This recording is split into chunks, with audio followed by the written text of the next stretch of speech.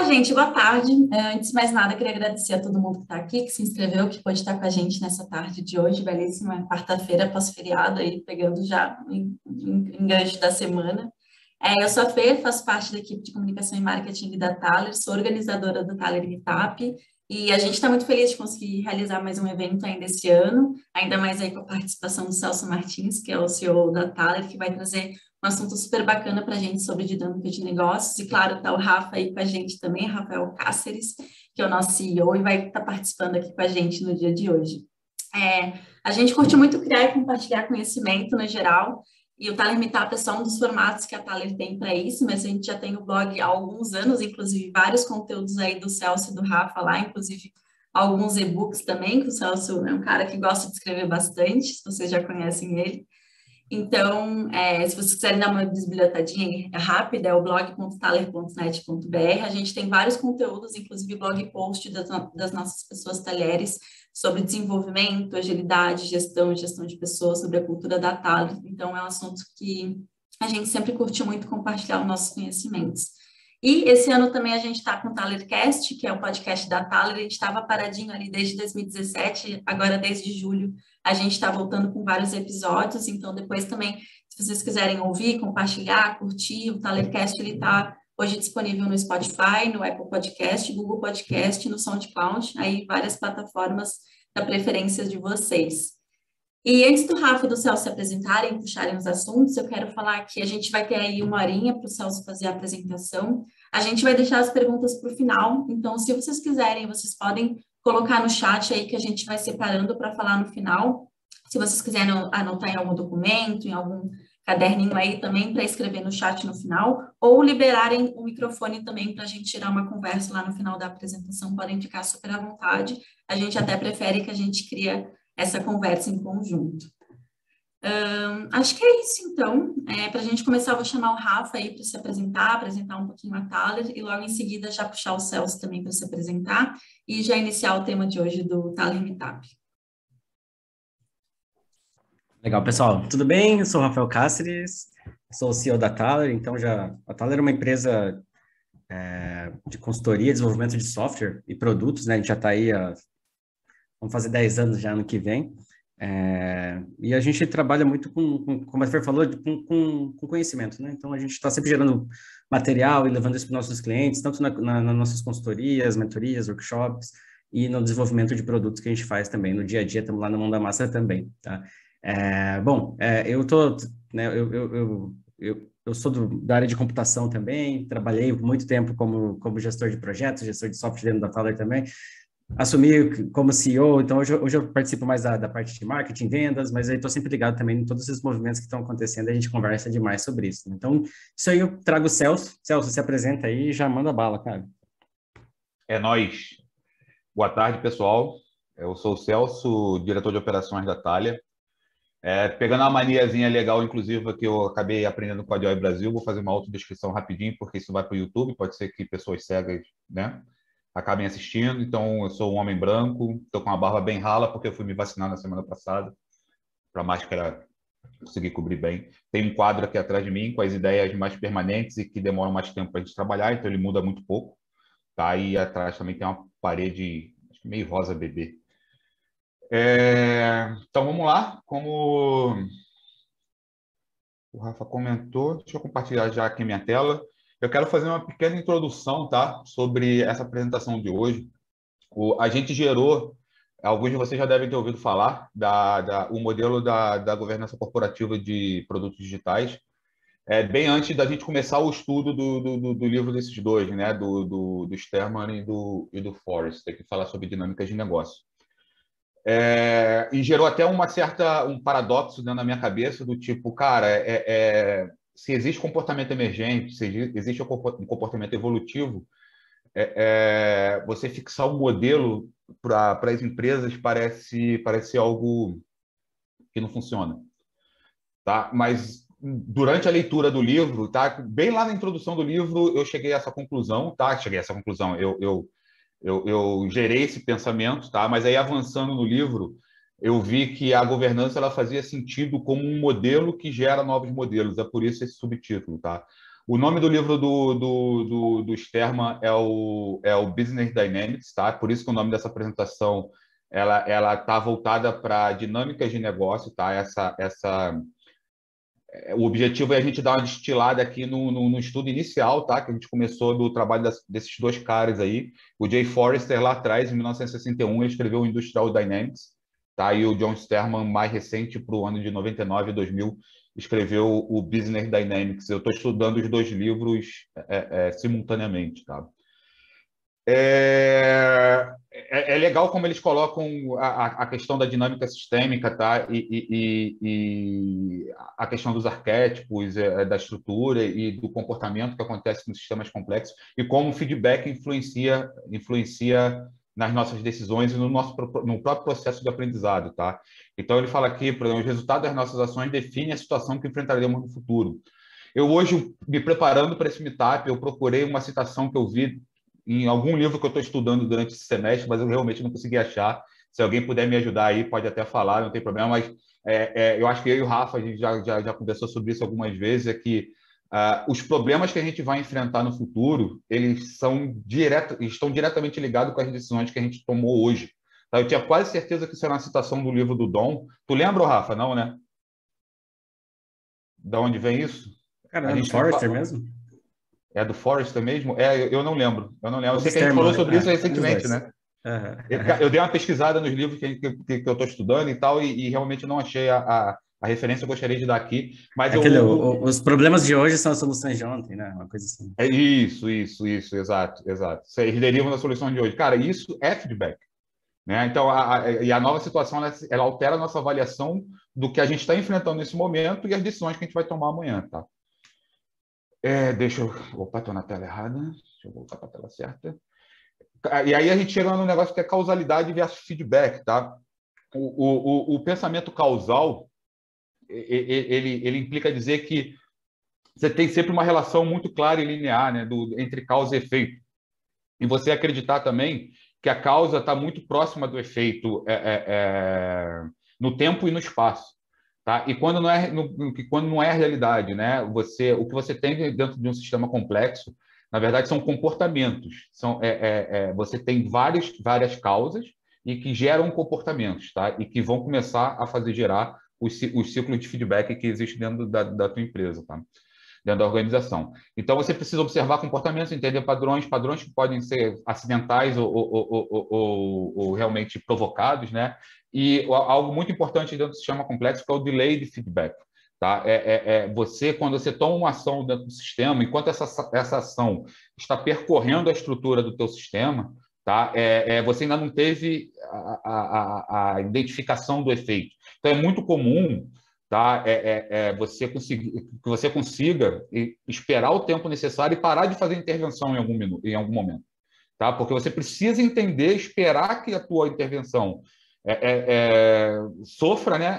Cause o impacto desejado, né? E você observar os comportamentos que ela gerou. Então, muitas vezes a gente joga os nossos próprios sistemas no caos, porque a gente faz uma intervenção, dia seguinte não aconteceu nada, faz outra intervenção. A nossa ansiedade, às vezes, até como gestores, de ficar buscando ação atrás de ação, atrás de ação. Não, para de fazer intervenção um pouco, entenda como as coisas estão acontecendo e como o delay de feedback está agindo dentro do teu sistema, tá? Essa visão de causalidade, normalmente traz resistências políticas, tá? Porque o que acontece? O que quer dizer esse slide, né? Essa parte da apresentação? Quando uma pessoa vê um gestor se comportando de maneira causal, né? Quer dizer, procurando para cada efeito, procurando uma causa direta e próxima no tempo a quando esse efeito aconteceu, as pessoas que estão inseridas nesse sistema começam, cara, esse cara está louco, essa pessoa está louca. Tipo, não é assim que essa coisa funciona. Acontece tanta coisa no meu dia a dia, tá? Então, não existe mesmo que não exprimam esse pensamento de forma tão clara, o subconsciente dela acaba agindo da seguinte forma, cara, não é assim que funciona no meu dia a dia. No meu dia a dia não é linear da forma como essa pessoa está se referindo, né? Então, essa visão orientada a eventos, né, do mundo acaba gerando resistência quando você quer alterar, excluir ou criar algum tipo de política, tá? Esse aqui é interessante porque é uma coisa que o Sterman me trouxe e eu usava muito essa expressão, estou me policiando para parar de usar, tá? Que é a questão dos efeitos colaterais. Não existem efeitos colaterais, tá? O efeito colateral são efeitos que simplesmente não foram previstos pela tua visão limitada e imperfeita do sistema. Tá? Você não conseguiu identificar, ela vai acontecer independente de você ter identificado ou não. Tá? Então, os efeitos colaterais, na verdade, são efeitos. Você que não conseguiu prever, e aí você chama esse efeito de efeito colateral. Tá? É... Isso é uma outra... Deixa eu tirar esse troço daqui. Isso tem uma outra historinha interessante aqui. Eu tenho um slide explicando cada um desses bullets, tá? Mas esse é o slide que eu vou ficar mais tempo. Depois eu vou disponibilizar essa apresentação para todo mundo lá no LinkedIn, tá? Mas é interessante essa passagem, ainda bem no iniciozinho do livro do Sterman, que ele coloca uma série de características dos sistemas com dinâmicas complexas, tá? Bem no início do ano, a gente teve uma conversa com o Alexandre Magno, e o Alexandre Magno pegou e durante essa conversa, eu e o Rafa, né? Eu, Rafa e o Alexandre, sobre como o fluxo unificado atua no build e tal, naquelas coisas legais que ele tem criado lá. E aí uma coisa surgiu assim no finalzinho da conversa, é que ele falou, cara, existem diferenças entre sistemas complicados e sistemas complexos. Ele até comentou, o Celso sabe disso e tal, que não sei o quê. Eu lembro que na época eu dei só essa característica aqui. Não sei se o Rafa vai lembrar disso, mas eu só falei da não linearidade. Eu falei, cara, nos sistemas complexos é muito difícil você identificar causas para os seus efeitos, dado que os sistemas complexos eles são não lineares. Você tem amplificação, você tem uma série de atributos, tá? E aí o Sterman ele tem uma página só, é uma tabelinha no livro dele, em que ele fala sobre todos esses atributos aqui das dinâmicas complexas, né, dos sistemas complexos, que são dinâmicos, eles são fortemente acoplados, são dirigidos pelo feedback, são não lineares, são dependentes de histórico, né? São history dependent, são auto-organizáveis, são adaptáveis, são contra-intuitivos, são resistentes a políticas e são caracterizados por trade-offs. O interessante é essa observação não só na dinâmica de um negócio, mas como um todo. E isso, por exemplo, você vê gestores não acreditando, entre aspas, na auto-organização. Não é questão de acreditar ou não, o teu sistema vai funcionar desse jeito. Ou você se adapta e trabalha para que a auto-organização gere resultados mais positivos para a tua empresa, ou ela vai acontecer alheia ao seu conhecimento, alheia à sua vontade, tá? Então, a auto-organização não é um negócio legal de empresa que coloca puff colorido, videogame e deixa as pessoas se auto-organizarem, trabalharem da forma como elas acharem melhor. A auto-organização dentro de um sistema complexo ela vai acontecer independente da sua vontade, tá? E aí, como eu falei, esse é o slide que eu vou queria ficar mais tempo. Passa. A primeira característica que ele coloca é a dinâmica, tá? Essa dinâmica ela tem a ver com mudança, tá? Lá no livro, isso aqui é uma tradução livre do que ele coloca na tabela, tá? Mas esse slide aqui tem a ver com mudança. E, cara, e o outro ponto importante desse slide aqui também é que nem toda mudança é perceptível. O que ele fala aqui, ó, parece ser imutável, parece variar em um horizonte de tempo maior. Então, tem coisas que a gente não percebe porque ou a mudança acontece de uma forma muito lenta ou porque acontece de um lugar muito distante no espaço, mas a mudança está acontecendo, tá? De novo, esses textos vão estar todos logo depois da apresentação, eu já vou disponibilizar no LinkedIn, vão estar todos disponíveis para vocês, tá? Eles também são fortemente acoplados, tá? Os agentes, os atores, eles interagem fortemente uns com os outros e com o mundo exterior. Todos estão conectados. Aí tem até essa frase final aí que ele coloca como exemplo do caminhão dos anos 60. Você não pode fazer apenas uma coisa. Você está ligado a diversas outras, tá? Algumas coisas aqui podem ficar não tão claras, tá? Mesmo para traduzir foi bem difícil. Algumas coisas aí no inglês fez muito sentido, mas na tradução foi muito difícil de achar as palavras. Se alguém não entender, tiver alguma dúvida, fala. Opa.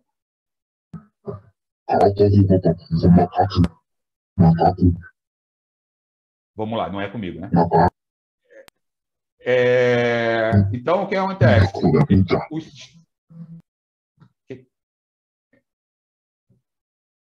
Mutei. Valeu.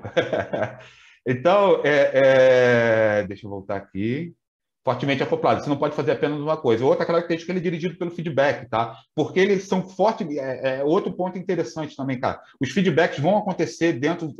A gente está falando aqui de ciclo de feedback, né? Não de feedback 360, não dos feedbacks voltados para melhoria de pessoas e tal. É feedback sistêmico, tá? Os feedbacks vão acontecer dentro do seu sistema, mesmo que você não os conheça. Tá? Eles estão rodando, você tem diversos ciclos de feedback rodando dentro da tua empresa. Tá? Então, as nossas ações retroalimentam a si mesmo devido ao autoacoplamento que existe entre os agentes e entre os atores. Tá? E as dinâmicas, aquele primeiro atributo lá, eles acontecem justamente devido a esses feedbacks. Tá? Você age, acontece alguma coisa, colhe informações e age de novo, adapta e age de novo. Vocês vão ver isso com um pouco mais de detalhe um pouquinho mais para frente. Tá? Ele não é linear. O efeito raramente é proporcional à causa e raramente ele está perto de onde aconteceu a causa. Tá? E normalmente é leviano usar essa palavra, porque você tem os dois tipos. Né? Você também tem, se eu falar um pouquinho mais para frente, você tem também linearidade. Você também tem uma relação dentro da tua empresa simples, tá? Isso vai estar no e-book, isso está bem explicadinho lá no e-book, mas você também tem situações lineares dentro da sua empresa, tá? Mas o importante é a gente entender que nem tudo acontece dessa forma e os principais pontos de alavancagem normalmente estão nos eventos não lineares. Então, as dinâmicas não complexas, elas também são não lineares, tá? Você tem características como amplificação, que fazem uma causa, que é o famoso efeito borboleta, que aparece em todas as palestras que a gente vê sobre estudo sistêmico, né? Que é um bater de asa da borboleta aqui vai causar um furacão em outra parte do mundo e tal. E o nome disso, o nome desse atributo é amplificação, tá? Quando alguma coisa acontece, ela é amplificada dentro da estrutura do sistema até gerar o efeito. Aí aqui ele dá um exemplo de algumas não linearidades, tá? Ela também é dependente de histórico, tá? Significa que se você escolher um caminho, tá? Os próximos caminhos, isso aqui também foi muito difícil de traduzir, mas os próximos caminhos que você vai escolher estão relacionados diretamente aos caminhos que você escolheu anteriormente. Tá? Então, se você está numa bifurcação, indo para algum lugar, você escolhe a esquerda ou a direita, as suas próximas escolhas lá na frente estarão diretamente relacionadas ao teu histórico, ao que você escolheu no passado. Tá? A auto-organização, é aquilo que eu falei um pouco lá no início, lá na parte da visão geral, cara. As dinâmicas dos sistemas surgem espontaneamente da sua estrutura interna. Foi por isso que eu falei lá atrás, lá no início, lá na visão geral, você não tem controle sobre isso. Tá? Elas vão acontecer, a auto-organização vai acontecer, porque a coisa está acontecendo em todos os níveis da sua empresa, o dia a dia está acontecendo em todos os níveis da sua empresa, e você não tem controle sobre todas as coisas que estão acontecendo dentro da sua empresa.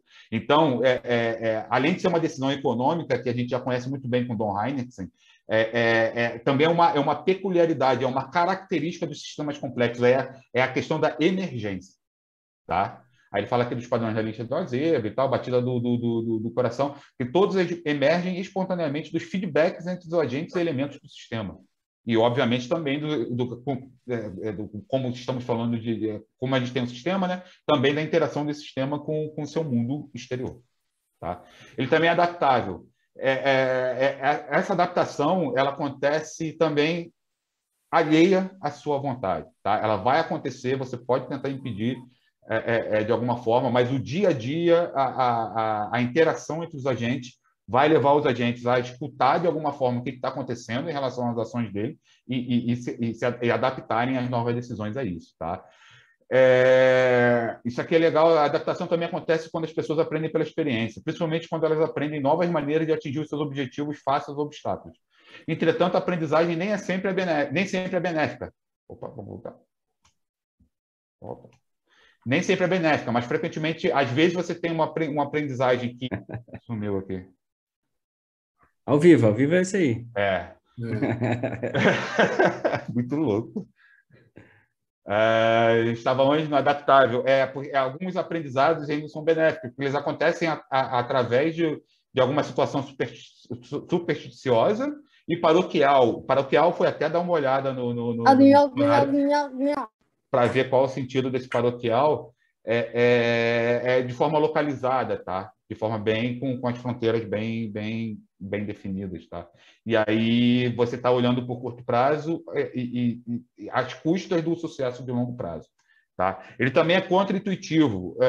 Isso aqui eu falo muito, principalmente nas consultorias e tal. É muito difícil, às vezes, de primeira, você notar que alguma política realmente vai funcionar como uma alavanca. Nos sistemas complexos, causa e efeito estão distantes no tempo e espaço, e mesmo assim tendemos a procurar pelas causas que estão mais próximas, de onde o efeito está, de onde está o efeito que tentamos explicar. Nossa atenção é atraída para sintomas da dificuldade, em vez da causa oculta, que muitas vezes está muito distante no espaço. O Alisson Fubali fala muito isso durante principalmente o WI, né? O Wise and Effective. Políticas de alta alavancagem normalmente não são tão óbvias, tá? E aí o que acontece quando você está você está tentando olhar, você está olhando para os sintomas que estão mais próximos ali do efeito. Você acaba ou não achando alavancas, tá? Ou essas alavancas tendo bem pouca efetividade, ou inclusive, o Sterman fala isso no livro dele, as alavancas que você está usando, em vez de levar o teu sistema para um estado desejado, leva para um estado indesejado, aumentando os problemas que você tem. Tá? Resistências políticas, a complexidade dos sistemas nos quais estamos inseridos sobrecarrega a nossa capacidade de entendê-los. Tá?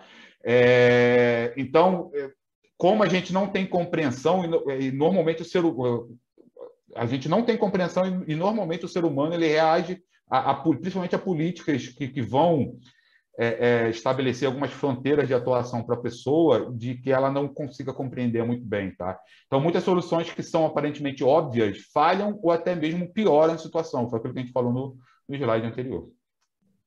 Ele é caracterizado por trade-offs. Tá? A gente comentou um pouquinho já sobre os atrasos nos canais de feedback, tá? Que são os system delays. Eles significam que as respostas ao longo prazo do sistema são muitas vezes diferentes das respostas de curto prazo. Tá? Então, você tem que sempre estar entendendo quais são os impactos, o que antes eu chamava de, antes de eu conhecer o trabalho do Sterman, eu chamava de side effects, você conseguir entender que vai ter mais de um e que você tem mais de uma alavanca, muitas vezes, para mexer na mesma coisa. Então, isso que ele quer dizer que é caracterizado por trade-off. Né? Você geralmente tem mais de uma forma de resolver determinados problemas, e para isso você precisa fazer um trade-off, quais são os impactos e tudo isso. Tá?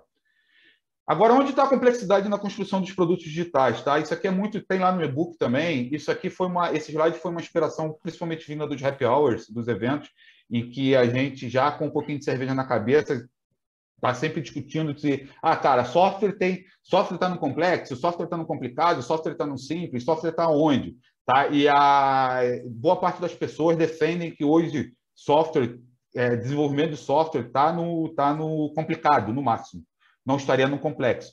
Você teria uma boa relação entre causa e efeito quando você está desenvolvendo, por exemplo, um sistema de estoque. Tá? O que é parcialmente verdade. Se você está desenvolvendo o seu sistema de estoque dentro do teu quarto, sozinho, para você mesmo e que você não tenha nenhum cliente. Tá? Se você fugir disso, de alguma forma, se você de alguma forma fugir de um detalhezinho desse que eu acabei de falar, você vai introduzir complexidade no teu sistema. Porque a complexidade ela não está em você desenvolver um sistema de estoque em Java que existe desde 95. É uma linguagem bem conhecida e cheia de boas práticas. Tá? A complexidade ela está na interação entre as pessoas para desenvolver esse sistema de estoque. Está na interação das pessoas, nesse caso, estaria no complicado as pessoas com tecnologia. Cara, Java já é uma linguagem muito bem conhecida, que já está no mercado há muito tempo, tem boas práticas, tem bons frameworks, então é relativamente fácil você desenvolver um sistema de estoque com Java. Mas você também tem a interação das pessoas com a tecnologia, com o entendimento do negócio, tá? Caso você não seja o seu próprio cliente e desenvolvedor. Você tem uma interação complexa que é código novo com o teu código em produção. Quem aqui é desenvolvedor já viu emergir problemas, complexidade, quando você, não só por questão de merge, né, mas um comportamento de um código novo derivar comportamentos emergentes, né, o código novo derivar comportamentos emergentes quando ele se conecta com os códigos que estão em produção. Entre os membros do... Oi. Então a apresentação não está aparecendo. Ué? Foi mal. Agora tá?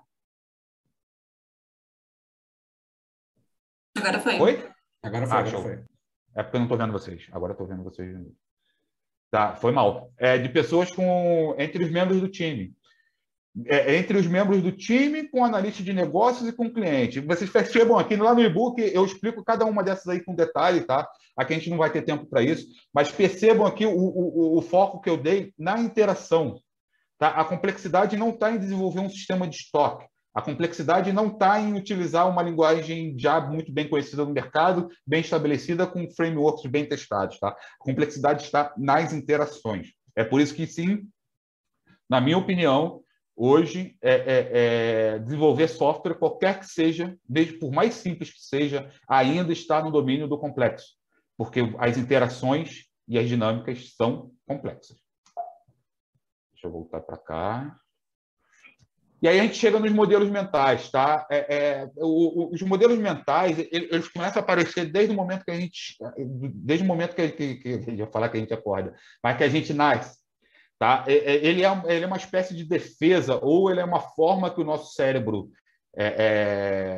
evoluiu e passou a trabalhar para compreender o mundo que nos cerca. Tá? Então, os modelos mentais, ele é definido por nossas crenças sobre as redes de causa e efeito que descrevem como um sistema opera. A gente nunca vê a realidade através de como a realidade é. Tá? A gente sempre olha a realidade através de filtros. A gente sempre tem um delay de entendimento. A gente sempre tem uma perspectiva só nossa, tá? Que vem de toda a nossa experiência, de tudo que a gente passou até aqui, até esse momento, para entender e interpretar a realidade. Isso acontece não só na gestão do trabalho, mas como no nosso dia a dia, como tudo que acontece, nossa forma como a gente interpreta cores, o que a gente consegue ver, o que a gente não consegue e o que a gente não consegue ver. Tá? Traduzir isso aqui foi muito difícil. Eu espero que tenha ficado claro.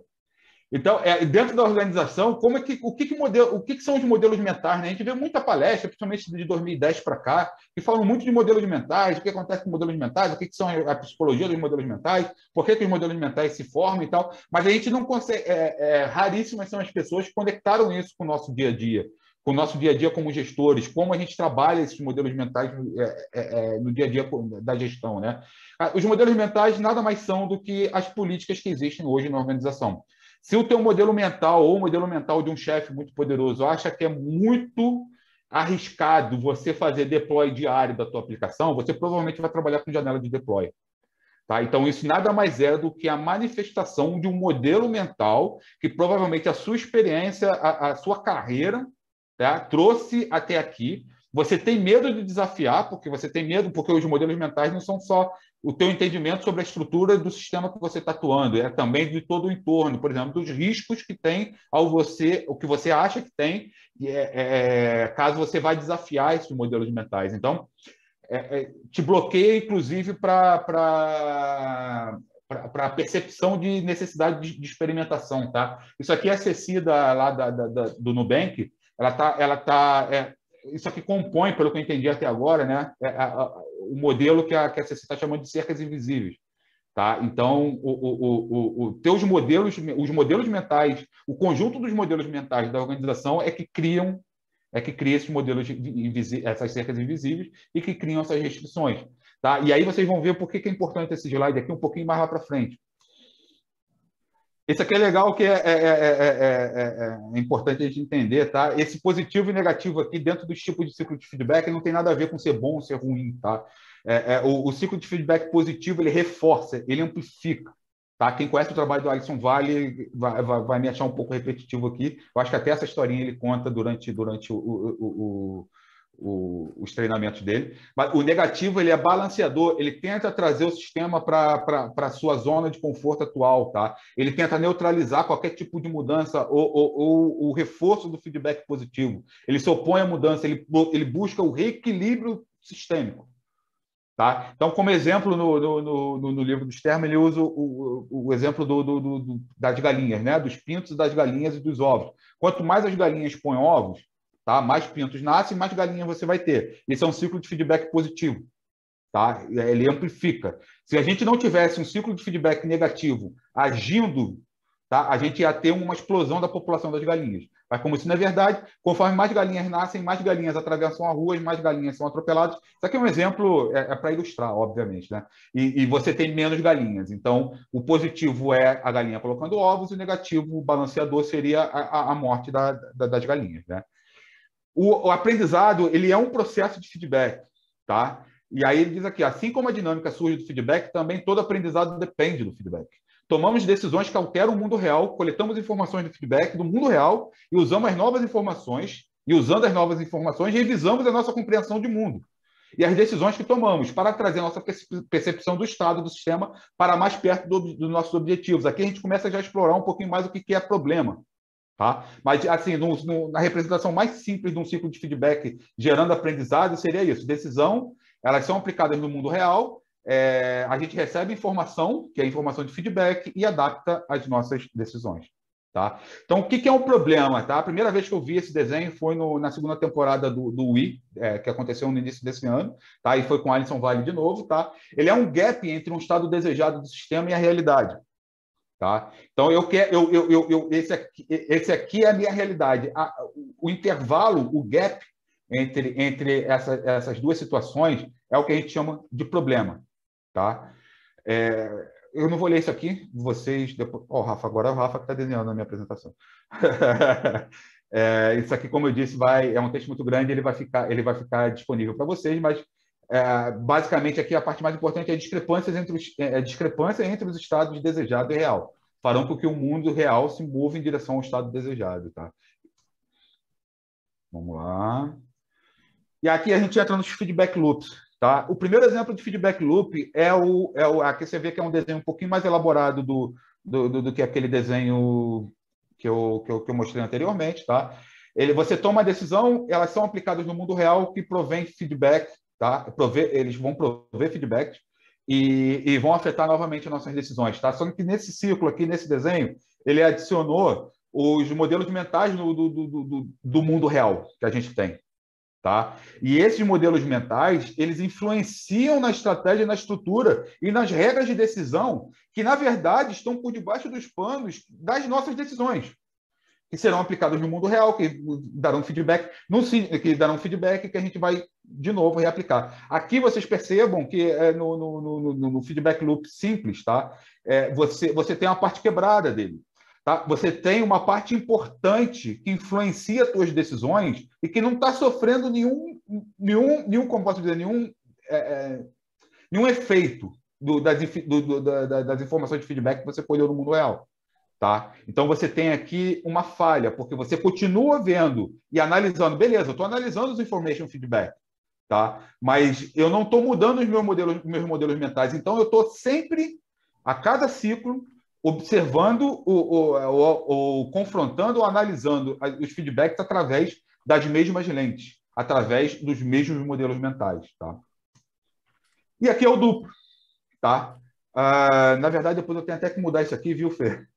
Eu acho que essa seta aqui voltando, eu não lembro se faz muito sentido, tá? Mas aí depois a gente vê. Mas aqui o que acontece? No ciclo de feedback duplo, você já desafia os seus modelos mentais, você desafia as suas lentes frente às novas informações que você recebeu do mundo real, a partir das decisões que você tomou. Então, o que você faz? Lá no e-book eu comento, você dá uma polida nas tuas lentes, você de repente até dá uma modificada nas tuas lentes, e passa a enxergar os feedbacks que você recebeu no mundo real a partir de outras lentes, tá? Talvez com outras políticas. Quando você tira o X e traz esse ciclo, né, chegando e saindo do teu modelo mental, você também passa a ser capaz de desafiar a tua estratégia, desafiar a tua estrutura e desafiar as tuas políticas de decisão, tá?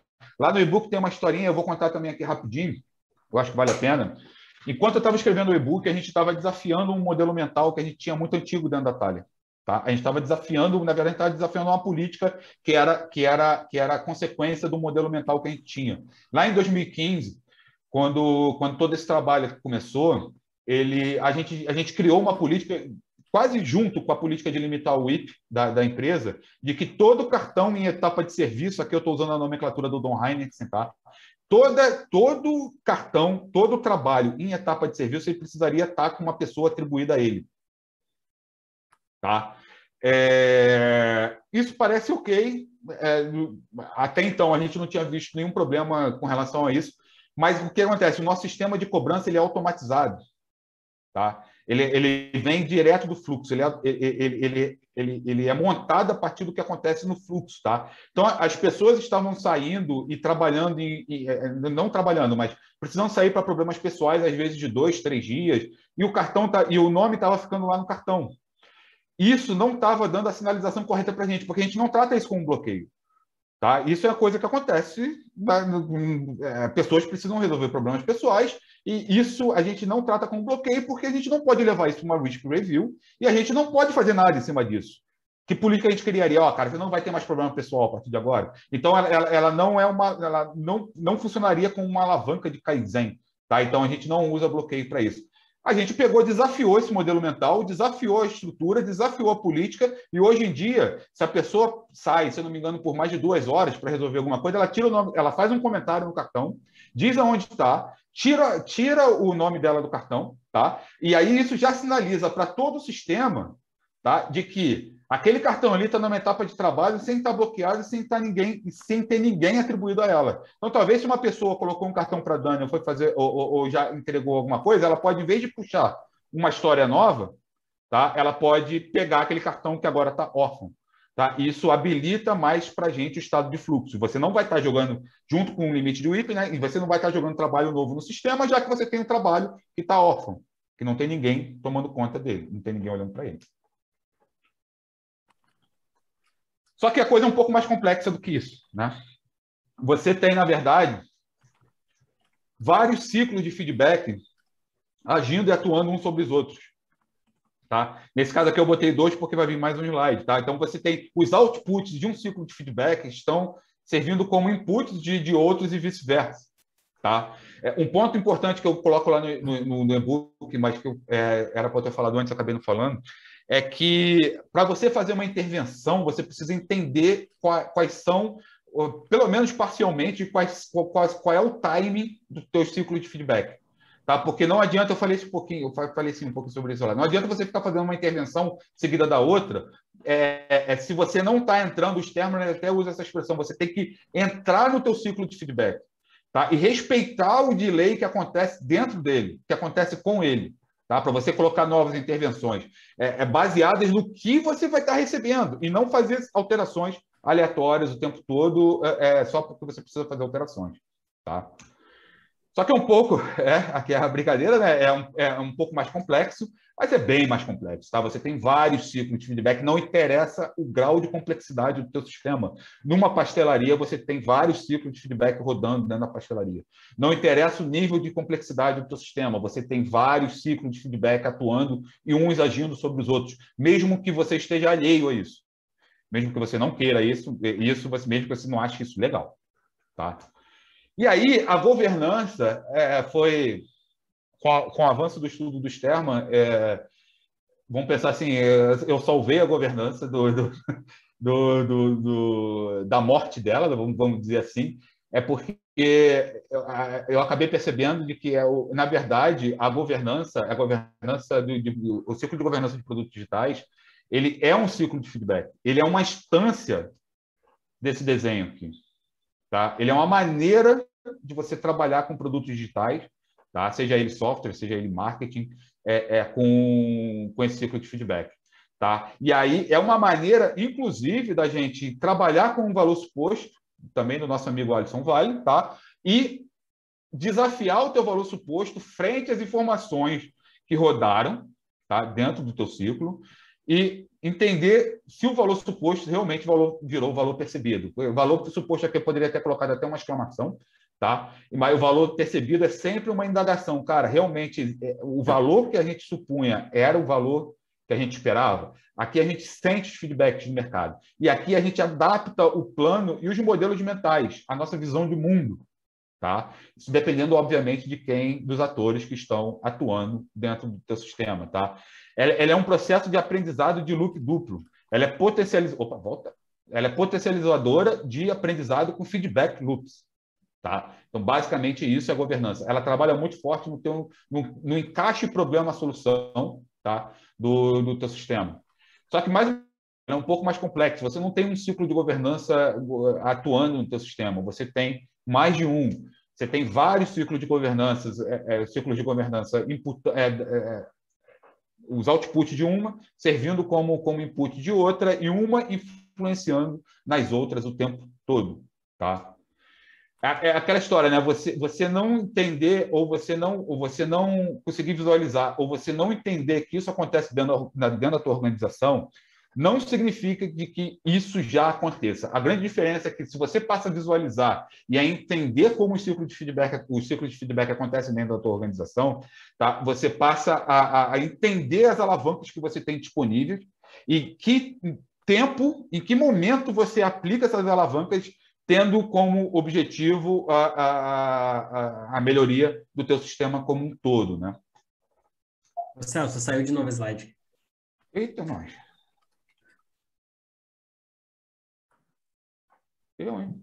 Eu acho que de repente, é quando alguém intervém, não sei. Que apareceu o teu ícone aqui, e aí deve ter saído naquele momento.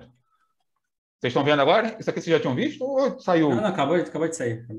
Obrigado. Então foi bem no time. Então você tem vários ciclos da governança se conectados entre eles. E aí, de novo, cara, olha como. A gente tem falado isso bastante, né? A nossa governança, o nosso meio de trabalho, o jeito como a gente trabalha produtos digitais, ele é fractal, tá? Então vocês conseguem perceber aqui bem como isso não é só blá blá blá para deixar a palestra mais bonita e com palavras mais legais, tá? Você vê que realmente você tem interações entre os ciclos de governança. Dentro dos ciclos de governança, você tem interações entre as suas fases, em que aqui dentro de cada fase, entre cada fase, você tem interações entre os agentes.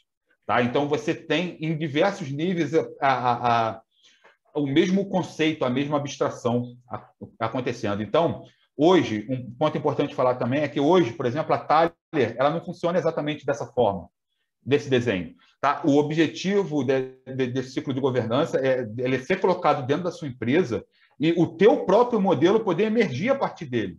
Tá?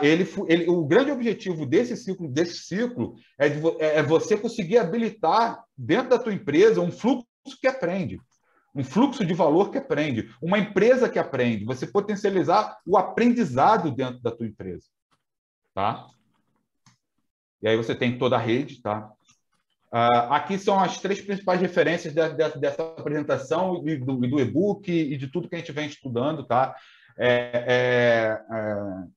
Eu fui exposto ao trabalho desses 2 caras aqui através do trabalho do Alisson Vale, então nada mais justo do que eu, durante o WI, no dia do episódio, eu entrei na Amazon e comprei esses 2 livros. Que não tem para Kindle, inclusive.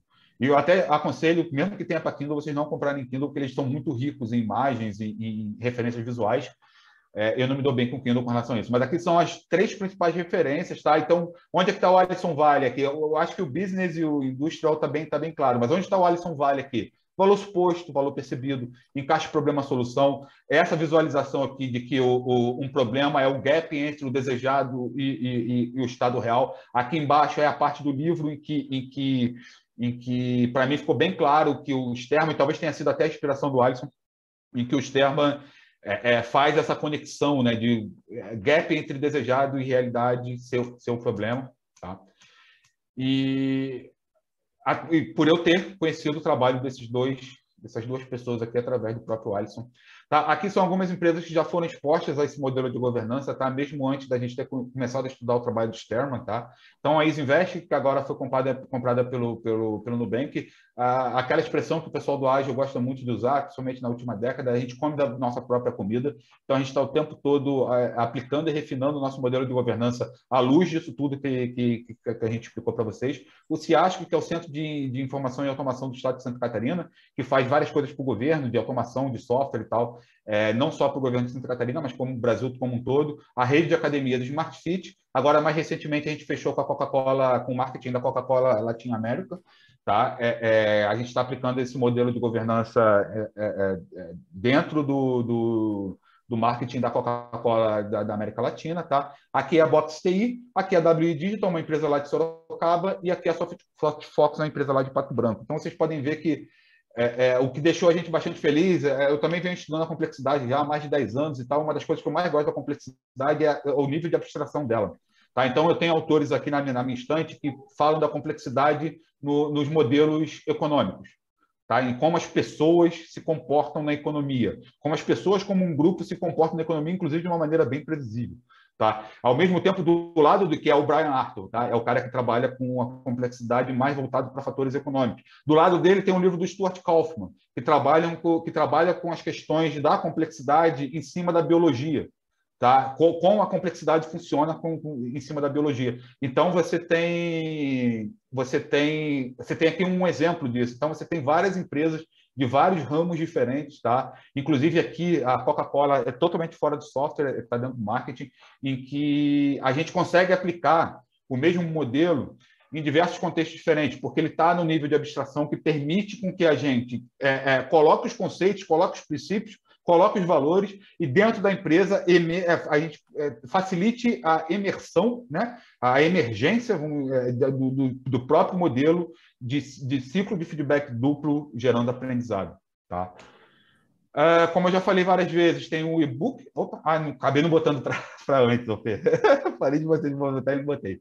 Então tem um e-book, tá? A Fê vai mandar para todos vocês que estiveram aqui hoje. Tá? Lá tem muito detalhadinho toda essa apresentação, tudo que a gente apresenta. Aqui, no formato de apresentação, lá tem bem detalhado em texto. Eu achei muito legal, eu fiquei muito feliz. Assim, eu acho que eu até coloquei isso no LinkedIn recentemente. Eu acho que assim, a minha obra-prima foi assim, nos últimos anos, o trabalho que eu mais assim, senti prazer mesmo em fazer e desenvolver, e principalmente pela forma como eu vi como se conecta com bastante coisa que a gente já faz dentro da Thalia e nos nossos clientes. Tá? Esses aqui são os nossos contatos para acompanhar a Thalia. Tá? Um ponto que eu queria colocar, tá? E vai ficar na gravação para quem ficou até o final, é que a gente está desenvolvendo um trabalho em conjunto com o Rafael Albino. Tá? Então, eu já abrindo aqui em primeira mão, isso aqui a gente ainda não falou para ninguém, nem em rede social, nem escrito, nem nada. Eu convidei, há 2 meses, eu convidei o Albino para ser coautor do livro que eu estou escrevendo, que muitos de vocês já sabem que para nascer está muito difícil. E ele gentilmente aceitou, tá? Então ele está trabalhando principalmente na parte 2 do livro, mas que é a parte de métricas e tal, que eu estava com muita dificuldade de estruturar, tá? Mas também em como a gente desafia os modelos mentais, tá? Como a gente trabalha no desafio dos modelos mentais, tá? E para isso ele vai fazer, para isso a base teórica que ele está usando é a teoria U, tá? Que ele vem estudando já há algum tempo. Então, o livro ganhou um capítulo sobre a teoria U, que vai ser escrito pelo Albino, além dele já estar trabalhando na parte 2 e ajudando também na parte 1. E aí eu falei isso tudo por quê? No dia 1º do 12, já em primeira mão também, acabamos de fechar, vai ter um meetup na Thalia com o Albino falando sobre a teoria U e como a gente pode usar a teoria U para desafiar os nossos modelos mentais. Tá? Então, estão todos vocês convidados. Tá? E aí, um próximo anúncio é que depois desse meetup do dia 1/12, da teoria U, a gente vai fazer um painel em janeiro. Tá? Vai dar bastante tempo para vocês lerem um livro, verem as gravações, gerar bastante dúvida. Então, a gente vai fazer um painel de Q&A.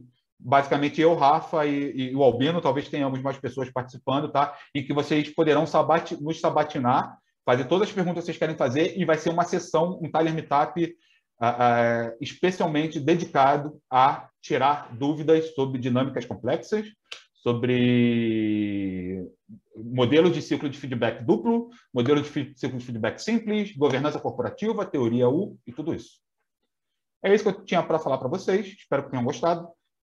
Eu fiz isso tudo com bastante carinho, como eu disse, repetindo, eu senti muito prazer em desenvolver esse trabalho, principalmente pelas conexões que ele trouxe com o que a gente já vinha fazendo há bastante tempo na Thalia. Obrigado pela atenção de vocês. Aê! Muito bom, Celso, muito bom. Foi muito legal. Pessoal, quem quiser aí, deixa eu ver aqui.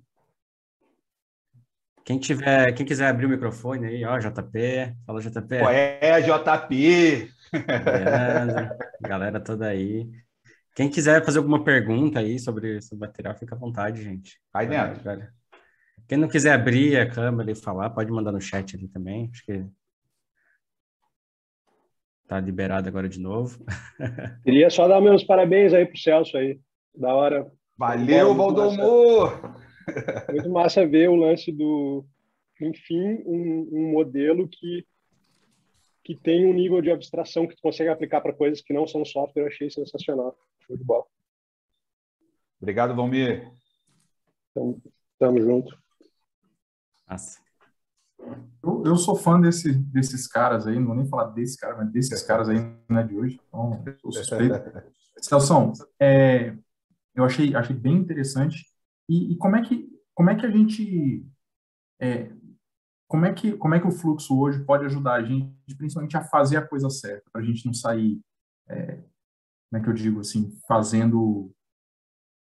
sair quebrando em ciclos menores, com feedback loops bacanas e tal, mas fazendo a coisa errada, gastando aquela energia danada. Como é que a gente trabalha um pouco mais no início, na maturidade, para essa coisa chegar para uma equipe, para ela não se sobrecarregar, para ela não se comprometer mais do que deveria? Dá uma ideia aí, Celso. Esse é o meu desespero atual. Desculpa a consultoria gratuita, tá? Estamos aí para isso, cara. É melhor com cerveja, normalmente. Tô pagando a cerveja, inclusive. Deixa comigo. Cara, excelente pergunta, cara. Normalmente é o foco principal quando a gente começa de fato o trabalho de consultoria. Ela não está relacionada diretamente, a princípio, ao fluxo, tá? Mas como a gente começa o fluxo, tá? Algo que a gente começou a estudar no início do ano passado, o Rafa acho que veio até um pouquinho de antes e tal, que é a história dos story mappings voltado para outcomes e impactos. Tá? É você ter os outputs ligados aos outcomes e aos impactos. Tá? Esse é o primeiro ponto. Porque você com essa visualização, tá? Você consegue ver mais claramente onde você pode parar em cada outcome, onde você pode parar em cada impacto, onde você pode parar em cada output. Cara, eu já validei a minha hipótese aqui, eu não preciso fazer mais essas 45 histórias. Essas 10 que eu fiz aqui, para esse momento já é suficiente. Então, eu posso jogar isso aqui para outro projeto. Quem tiver em dúvida com relação à história do projeto, eu convido a assistir o primeiro meetup que rolou lá com o pessoal de Métricas Ágeis, com o Rafael Albino. Lá eu explico bem a estrutura do portfólio, o que é um produto, o que é time, o que é projeto. Tá? Mas você percebe que você pode jogar isso para outro projeto, de repente até um projeto bem lá mais para frente, para o Q3, Q4 do ano que vem. Tá? O longo prazo, que teu cone, você esteja bem atrás ainda do teu cone da incerteza. Eu tenho ele desenhado por aqui, que eu precisei usar ele para explicar há algum tempo atrás. Então, são duas coisas. Tá? Essa questão de você... a gente tem percebido resultados sensacionais. Eu vou deixar o Rafa falar um pouquinho mais sobre isso aí também, que é muito a praia dele. Tá? Mas a gente tem percebido resultados sensacionais no processo de tomada de decisão, quando a gente faz um story mapping baseado em outcomes e impactos. E um segundo momento, tá? É você entender que nem sempre, eu não sei como colocar isso para não ficar estranho, tá? Mas nem sempre você vai ter valor dentro do teu fluxo, tá? A não ser que você considere aprendizado um valor. Essa foi uma das minhas brigas com o Lean, nada a ver com que a LKU e a comunidade, agora é só KBU, né? Tá fazendo com o Lean, mas é que o Lean fala muito, você precisa de um fluxo de valor, precisa de fluxo de valor. Na verdade, o que a gente tem falado hoje em dia é que a gente precisa de um fluxo de aprendizado. Tá? Você precisa ser capaz, você precisa ser permitido a fazer experimentações, rodar pequenos experimentos para entender, aprender, tá? E retornar com feedback do que aconteceu com todo o experimento no mundo real para remapear, tá? Que é esse ponto aqui da governança. Para retornar com o teu Product Story Mapping, que é totalmente baseado em outcomes, em output, em impacto. Talvez descobrir novos outcomes à luz dos feedbacks que você recebeu aqui.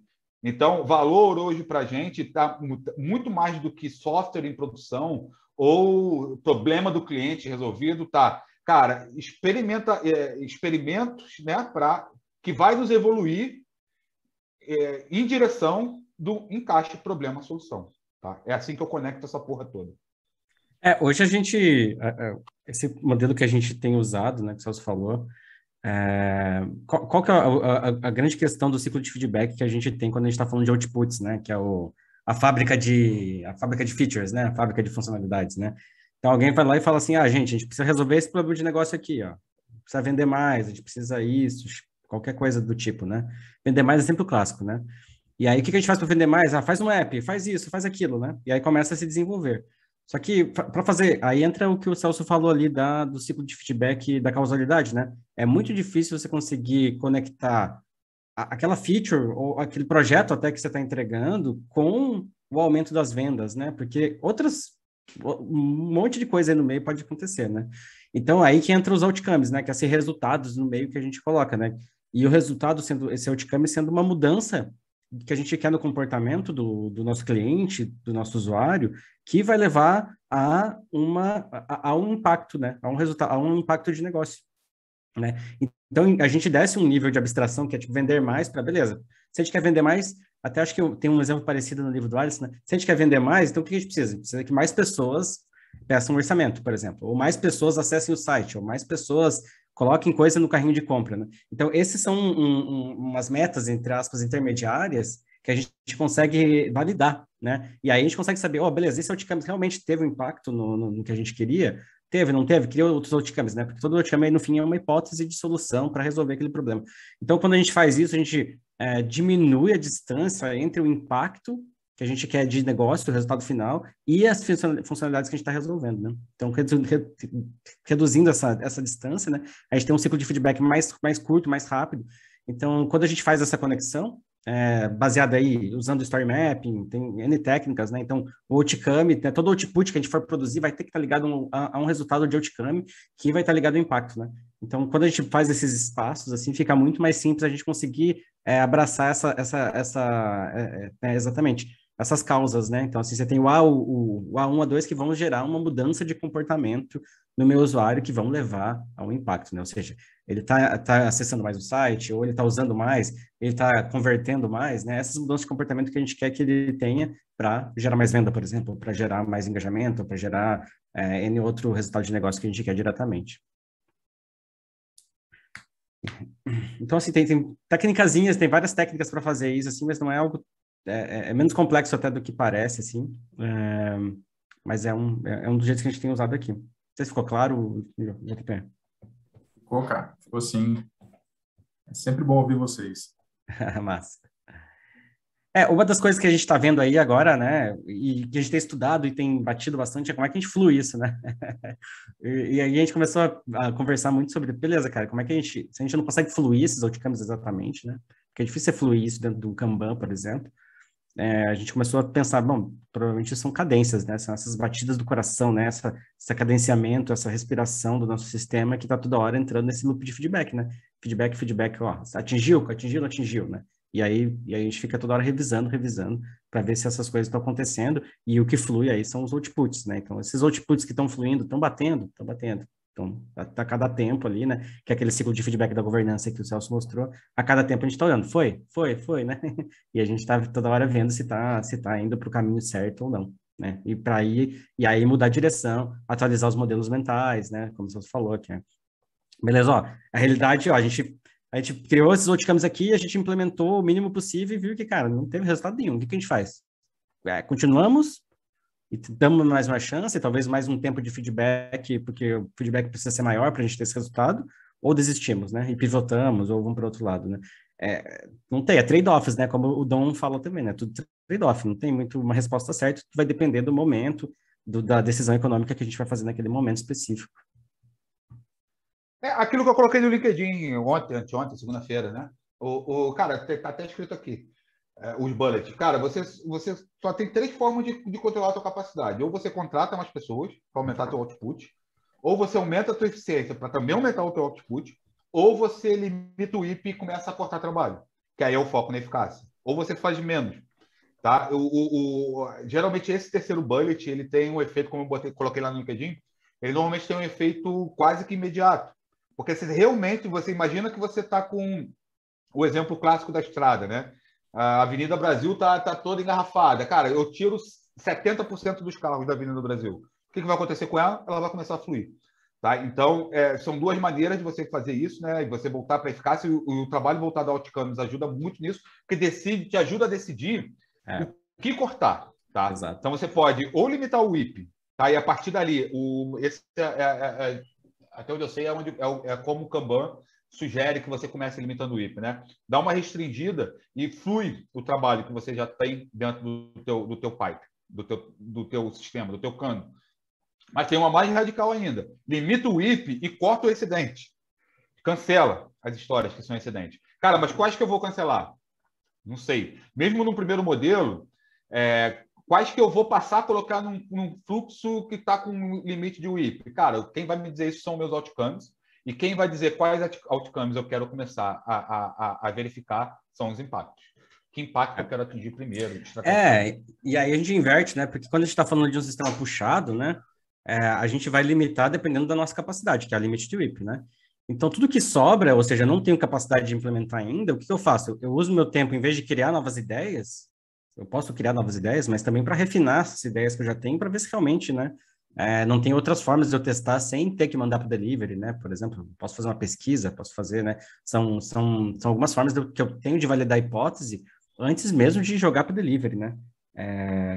Então, esse livro aqui tem ele fala muito sobre isso, assim, sobre como é que eu testo isso, como é que eu faço esses testes de hipóteses de uma maneira mais barata possível. Então, eu posso usar uma pesquisa, eu posso usar um protótipo, né? Eu tenho algumas formas de criar isso, e aí o pessoal que está no upstream começa a focar em, cara, assim, minha capacidade de delivery é limitadíssima, então eu tenho que selecionar do melhor jeito possível. Como é que eu faço isso, né? Como é que eu seleciono da melhor forma possível? Como é que eu boto foco em olhar minhas opções aqui e realmente selecionar mais importante?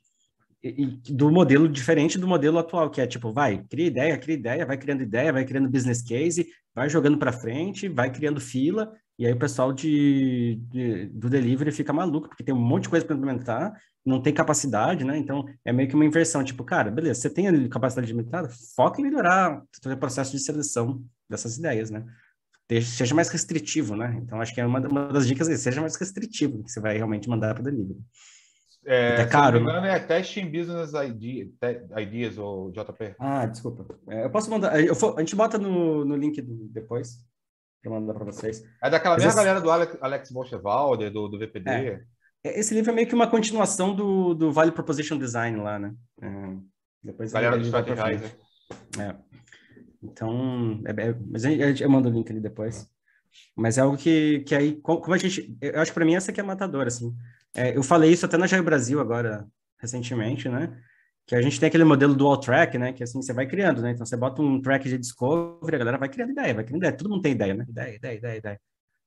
E pouca gente E a capacidade é limitada. Mas pouca gente realmente foca, né? Principalmente POs e pessoal de PM. Pouca gente está lá focado em, cara, tem tudo isso aqui, vamos olhar de novo? Vamos pegar tudo isso aqui de novo e olhar profundamente, enquanto não tem capacidade mesmo para desenvolver? A gente tem um slot para botar para frente, que qual que a gente vai escolher, né? Qual produto, né? Então, assim, botar para competir, né? Essas ideias, essas opções, botar elas em competição mesmo. Então, trabalhar mais em cima, assim, em vez de sair só criando, né? Porque a gente tem essa ideia de que criar que é o importante, mas não, eu selecionar é mais importante que criar. Aí. Isso aí, então, gente, alguém tem mais alguma perguntinha para fazer? Já passamos aqui um pouquinho das 4. Aí. Então, fechamos, né? Vocês querem falar mais alguma coisa, Celso, Rafa? Não, só agradecer a presença de todo mundo nessa tarde pós-feriado. E espero que vocês gostem do e-book, qualquer feedback, assim, cara, e apareçam no Q&A. Apareçam no Q&A que vai ser bem legal. Amanhã eu vou enviar um e-book também para todo mundo que esteve aqui presente. A gente vai enviar uma pesquisa que a gente costuma enviar também, para sugerir novos temas, falar um pouquinho sobre como foi aí o speaker e tudo mais. E é isso. Daí, mais adiante também a gente manda informações sobre os próximos eventos, essa que tiver com o Albino também, que o Celso falou, e o próximo do ano que vem do Perguntas e Respostas sobre o e-book. É isso então, galera. Obrigada pela presença de vocês. Fechou. Valeu, galera. Bom finalzinho de tarde. Falou! Até mais.